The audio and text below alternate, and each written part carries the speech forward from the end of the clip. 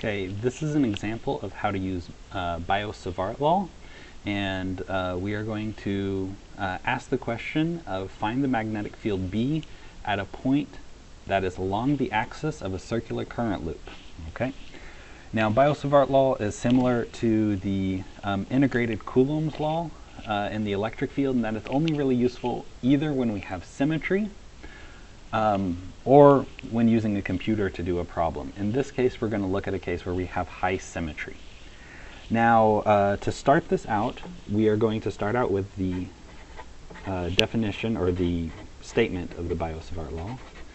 Mu naught I over 4 pi, and then we're going to have an integral dl vector cross our script r divided by our script r to the 3 halves. Okay? Well, that, oh, not to the 3 halves. Cubed. Haha. There we go. So now we have to figure out what everything is in order to actually use this. What is this integral here, and what are these dl, and what is the script r vector? So let's start out. dl is a little tiny current length, right? This is the little tiny current length right there. It points in our case, this is going to point the direction of dl is the phi hat direction, right? It's going to point in a counterclockwise around the circle direction because it goes in the direction of the current. So now we at least have the direction of dl, but what is dl? Well, we have to start defining some stuff. Okay, so here this is our little r prime vector, right? And we know that the length of the r prime vector is, let's just say that's the radius of this hoop is radius a, and so it's like that. And so now combining these two statements, I can write this dl is going to be a d phi times the phi hat component. And also that's going to let me put limits on my integral that I'm going to integrate from my limits. I want to go around this entire loop, and so that's going to be from phi equals 0 to phi equal to 2 pi. And so that helps me explicitly write that out. Now what about our script r integral? Well, that's a little bit harder. We know kind of what the r is. The r is the distance to the point we're interested in. So this is our r vector, and the r vector is easy for us to write down. Let's call that d, we're in cylindrical coordinates, dz hat. Okay? And the script r, I guess, is going to be from our source, which is the little section of current right there, to the point we're interested in. So this is our script r. So our script r is like that. And now we want to try and write down an explicit form of this script r. Okay, so the script r is just going to be our little r hat vector, but we know what our r hat vector is. Our r hat vector, so we have to take this aside for a moment. This is our r vector minus our r prime vector. I said hat, I meant prime. So let's write down what our r prime vector is for a moment. Our r prime vector is, let's say, s, not s, a, s hat, right? But subtracting subtracting vectors in cylindrical coordinates is a little bit difficult, and so but we know what we're doing, so we'll be fine.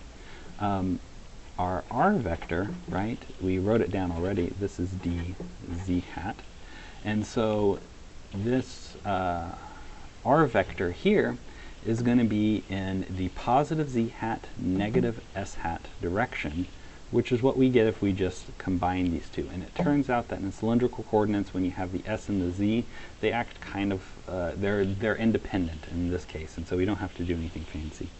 And so our r vector here is going to be, what would this be?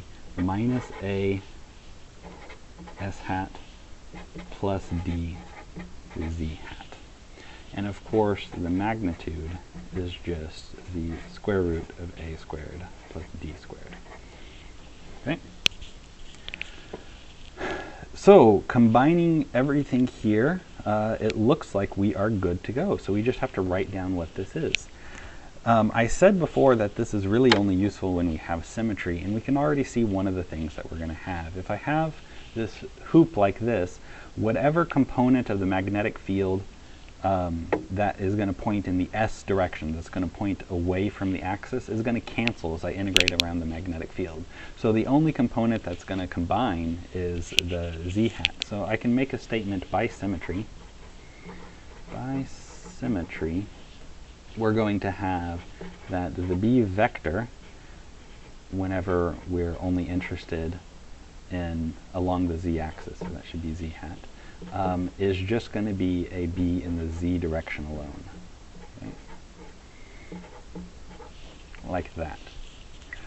So that's just a convenient, we can make this argument by symmetry. There should be another M in there. Okay. Now, going forward, let's just plug some stuff in. Okay, so we only have to worry about the z component. So writing this down, this is going to be this bz as a function of d is going to be equal to mu naught I over 4 pi. And then we're going to have an integral from 0 to 2 pi d phi. My dl is going to give me a phi hat, and then I'm going to get cross, and now I have these two components, minus a s hat plus d z hat. And of this whole thing here, I'm only interested in the z component of that. So I'm going to note that I only care about the z component with a sub z there at the bottom. Here at the bottom I have the magnitude to the third power, so that's this a squared plus d squared to the 3 halves. Okay, so that's all we're looking at so far. So now we need to evaluate what these the phi hat cross s hat and phi hat cross z hat are in our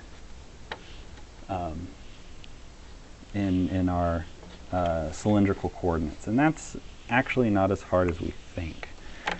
And so let's go ahead and draw a big axis here, and let's consider a point on the y-axis. So y, we'll draw this our typical y, z, and let's consider a point here along the y-axis.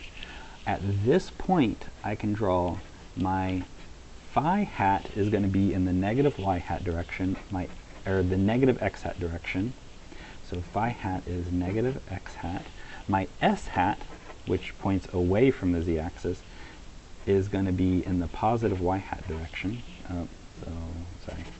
Minus I hat is going to be in the positive j hat direction, along the direction of the positive y-axis, and the z is going to line up. And so the z hat, of course, is going to be the k hat in Cartesian coordinates.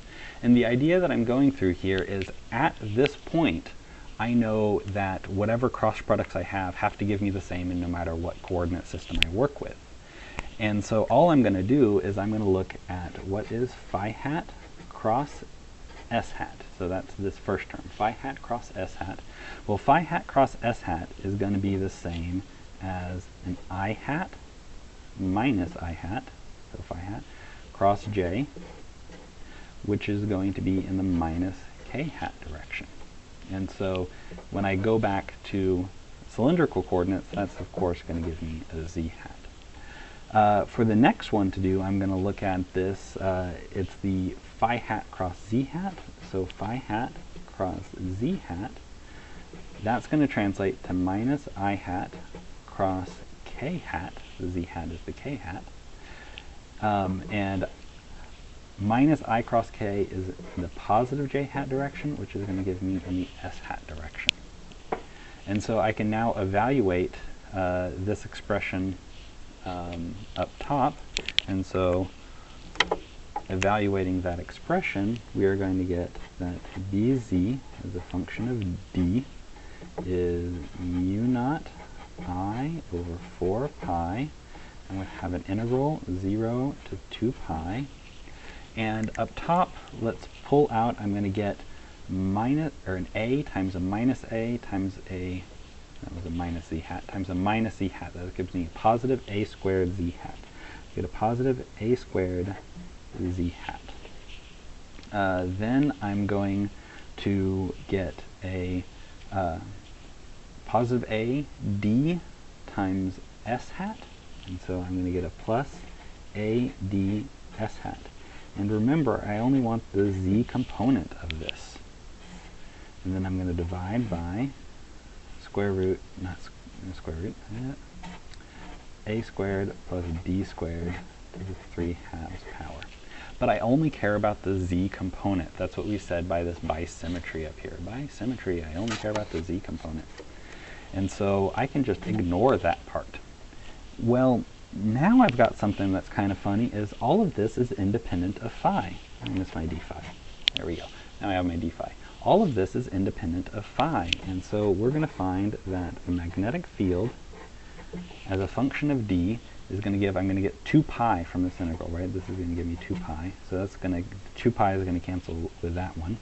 I'm going to get u naught I a squared over 2 a squared plus d squared to the 3 halves in the z hat direction. And so that's an example of using symmetry and the Biot-Savart law to explicitly find a formula for the magnetic field.